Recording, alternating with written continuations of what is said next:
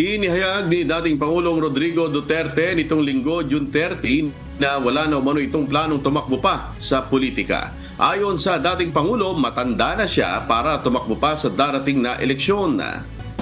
Nawala ang kainday. Jamming kanya na gusto. Wala na, balabag yung mga tanong, ito si ano, melo daw na ako kanda na. Kana mo'y matubak na to huwag mo konsulta tas Ginoo. Layo kay na it's too distant really to give a reckoning what will happen in between year 28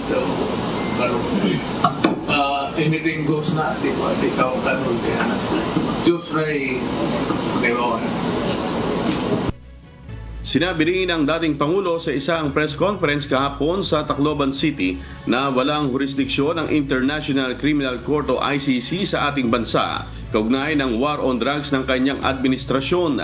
Nilinaw rin ni FPRRD na walang layon ang maisog rally para patalsikin si Pangulong Ferdinand Marcos Jr., kundi isa lamang itong paraan upang ipahayag ang kanilang sentimiento.